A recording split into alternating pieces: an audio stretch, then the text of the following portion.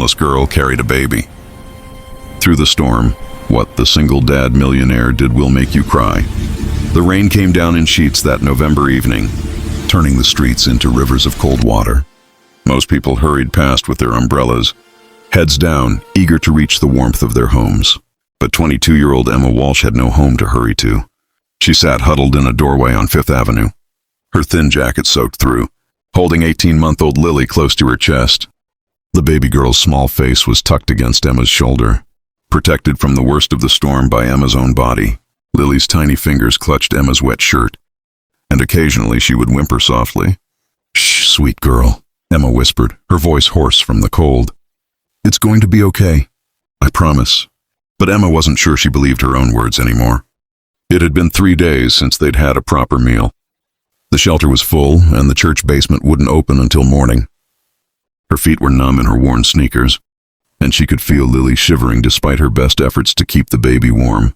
Emma was tired, so very tired, not just from the cold or the hunger, but from the weight of responsibility that sat on her young shoulders.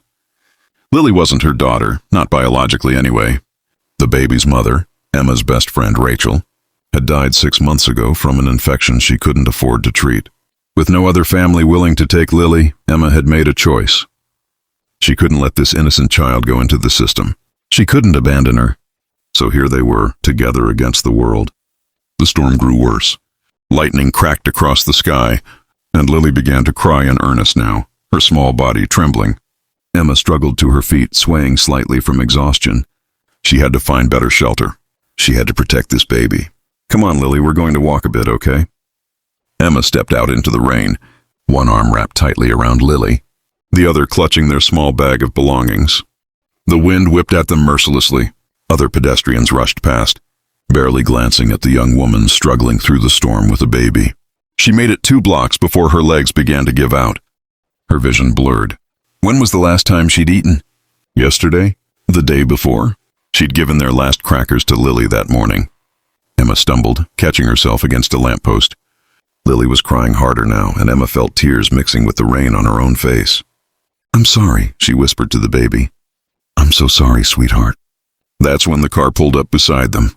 It was a sleek black sedan, the kind that spoke of wealth and comfort, things that felt like distant memories to Emma. The driver's side door opened, and a man stepped out. He was tall, probably in his late 30s, with dark hair and an expensive suit that was getting ruined in the rain. But he didn't seem to care about that. His eyes were fixed on Emma and Lily with an expression she couldn't quite read. "Are you all right?" He called over the sound of the storm. Emma tried to straighten up, tried to summon some dignity. "We're fine. Thank you." But her body betrayed her. Her knees buckled and she started to fall. In an instant, the man was there, his strong hands catching her shoulders, steadying her. Up close, she could see the concern etched on his face, the way his dark eyes softened as they took in the shivering baby in her arms. "You're not fine," he said gently. "Please, let me help you." Emma wanted to refuse. She'd learned to be wary of strangers offering help. There was always a price, but Lily let out another pitiful cry, and Emma felt her resolve crumble. This wasn't about her pride anymore. It was about keeping this baby safe. "Okay," she whispered. The man, who introduced himself as Marcus Bennett, helped Emma into the back seat of his car. The warmth inside was overwhelming after the bitter cold. Emma's teeth chattered uncontrollably as Marcus turned up the heat and handed her a blanket from the trunk. "There's a hospital 3 blocks from here," he said, his voice calm and steady. "I'm taking you there." No hospitals," Emma said quickly. "We can't afford it, and they'll take Lily, please." Marcus studied her for a long moment in the rearview mirror. "Then let me take you somewhere dry and warm. My home. You can get cleaned up, get some food in you. Both of you." Emma knew she should be frightened. She should refuse. But something in this man's eyes, some fundamental kindness, made her nod slowly. Marcus lived in a penthouse apartment overlooking Central Park. As they rode the elevator up, Emma felt increasingly out of place, dripping water on the pristine floor, holding a crying baby in her threadbare clothes. But Marcus didn't seem to notice or care. He led them inside and immediately showed Emma to a guest bathroom. "There are towels, and I'll find some dry clothes for you. Take your time. Get warm." 20 minutes later, Emma emerged wearing an oversized sweatshirt and sweatpants that Marcus had provided. She'd cleaned up Lily as best she could, and the baby had finally stopped crying, though she still looked pale and unwell. Marcus was in the kitchen, and the smell of soup and fresh bread made Emma's stomach clench painfully. He turned when he heard them and smiled. "Come sit down," he said. "I made some soup. It's nothing fancy, but it's warm." As they ate, Marcus asked gentle questions, never pushing, always respectful. Emma found herself telling him things she hadn't told anyone. About Rachel's death. About choosing to care for Lily, rather than letting her become another statistic in foster care. About losing her job because she had no child care. About the slow, terrible slide into homelessness. "I know I'm not her real mother," Emma said, her voice breaking. "But I love her. I love her so much. I just want to give her a chance at a good life." Marcus was quiet for a moment. Then he spoke, and his voice was thick with emotion. "I lost my wife and daughter 3 years ago," he said. "Car accident. Emma, my daughter, was 5. My wife Sarah was pregnant with our second child." Emma's hand flew to her mouth. "Oh God, I'm so sorry." Marcus nodded, his eyes distant. "I threw myself into work after that. Built my investment firm into something bigger and bigger, thinking that success would fill the hole they left. But it never did. Nothing did. I've been walking around like a ghost, going through the motions of living without really being alive." He looked at Emma and Lily then, really looked at them. "And then tonight I saw you in that storm. Saw how you held that baby. How you were willing to take the brunt of that cold and rain to keep her safe. And it reminded me of something I'd forgotten.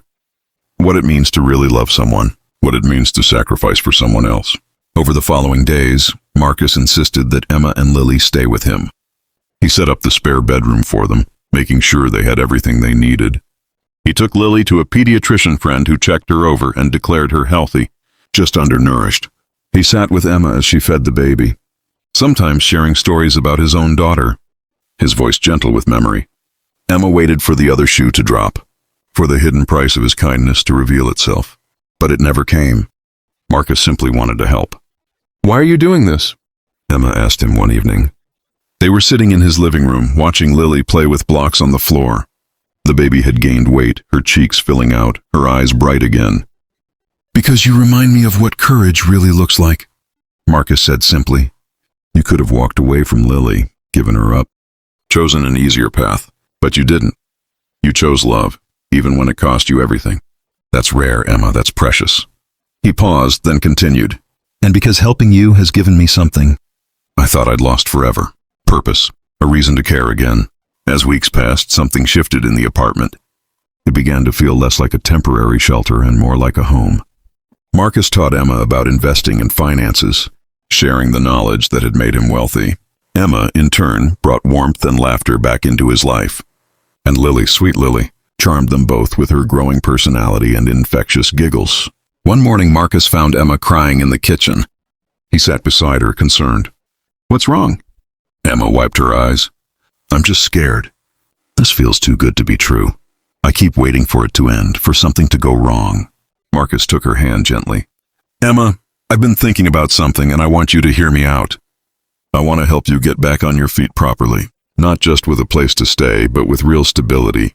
I'd like to help you go back to school if you want, get training for a career, and I want to establish a trust fund for Lily to make sure she's always taken care of." "Marcus, I can't accept that. It's too much."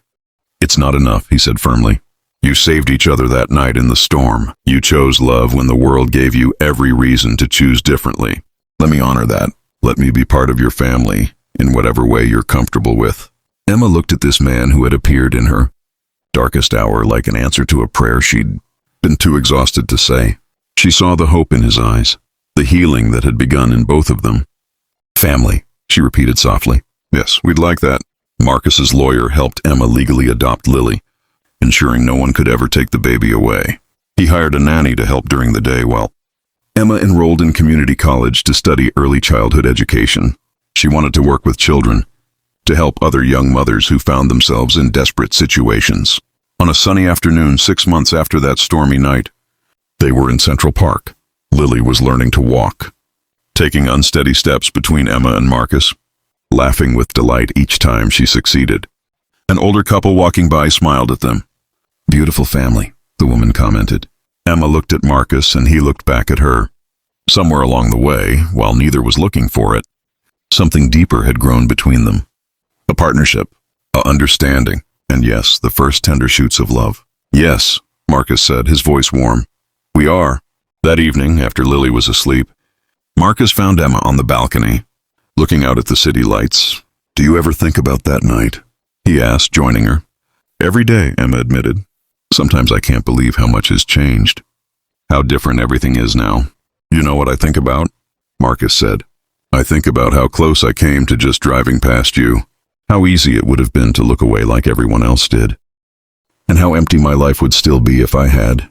He turned to face her fully. "Emma, you didn't just save Lily that night. You saved me too. You brought me back to life. You showed me that it's okay to love again, to hope again." Emma felt tears welling up, but they were good tears this time. Healing tears. "You gave us a miracle," she said. "You looked at us when we were at our lowest and you saw people worth saving. You saw us." Marcus gently wiped a tear from her cheek. "I saw a young woman with the heart of a lion, protecting a child with nothing but love and determination.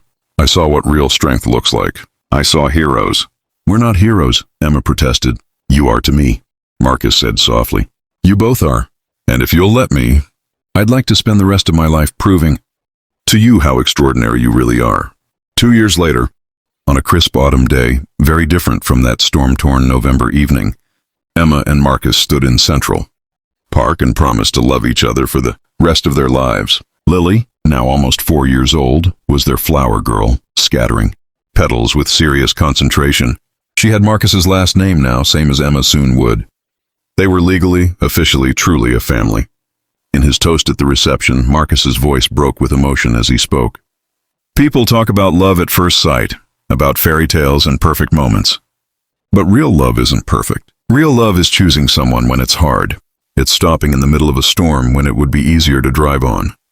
It's opening your heart when you've convinced yourself it's too broken to love again." He looked at Emma, then at Lily dancing with other children nearby. "This little girl and this remarkable woman taught me that the worst storms can bring the greatest blessings. That sometimes we're put in each other's paths exactly when we need each other most. Not to rescue or be rescued, but to heal each other. To choose each other. To become family." Emma stood and joined him, taking his hand. "Someone once told me that courage means choosing love even when it costs you everything," she said, looking at Marcus with eyes full of love. "But what I've learned is that choosing love doesn't cost you everything. It gives you everything. It gives you purpose and hope and a future you never imagined possible." She touched Marcus's face gently. "You taught me that miracles aren't just the big dramatic moments. They're in every small kindness. Every choice to see someone else's humanity. Every decision to extend your hand to a stranger. You performed a miracle that night, Marcus. Not just by stopping, but by continuing to show up day after day, with patience and kindness and love." As the reception continued, as Lily fell asleep in Marcus's arms and Emma rested her head on his shoulder, they both reflected on the journey that had brought them here, from a desperate night in a storm to this moment of peace and joy, from strangers to family, from broken to whole. The road hadn't always been easy. There were hard days, moments of doubt, old wounds that needed time to heal. But they faced them together, 3 people who had found each other in the darkness and chosen to walk toward the light as a family. Emma still worked with homeless mothers, using her own experience to help others find their way back. Marcus had redirected much of his wealth toward programs that kept families together and provided real pathways out of poverty. And Lily grew up knowing she was loved, knowing that family wasn't just about blood, but about the people who chose you, who stayed, who loved you through everything. Sometimes on rainy evenings, Marcus would find Emma standing at the window watching the storm. He'd put his arms around her, and they'd stand together, remembering. "Do you think about what might have happened?" Emma would ask. "If you'd driven past? If I'd refused your help?" "No," Marcus would say firmly. "Because you didn't refuse and I didn't drive past. We chose each other, and that's the only story that matters." Years would pass, and they'd tell Lily the story of how they became a family, how her brave mother carried her through a storm, refusing to give up. How a grieving man looked past his own pain and saw 2 people who needed him. How love has a way of finding us exactly when we need it most, if we're brave enough to recognize it and hold on. And Lily would grow up understanding that the greatest gift we can give each other isn't money or security or even shelter from the storm. It's the willingness to see each other's humanity, to extend our hand, to choose love even when it's difficult, to become family not through circumstance but through choice. The storm that had brought them together became the foundation of their family's story, a reminder that in our darkest moments, grace can arrive in unexpected forms, that one act of kindness can change everything, that we're never really alone if we have the courage to let others in, and that sometimes the family we need is the one we choose in the middle of a storm, when all we have to offer each other is our humanity and our hope. If this story touched your heart, please take a moment to like this video and share it with someone who might need to hear it today. Subscribe to our channel for more stories that celebrate the power of kindness and the strength of the human spirit. And in the comments below, share a time when someone showed you unexpected kindness or when you had the chance to help someone else. Your story might be exactly what someone needs to hear. Thank you for listening. And remember that every day offers us a choice to be the person who stops in the storm.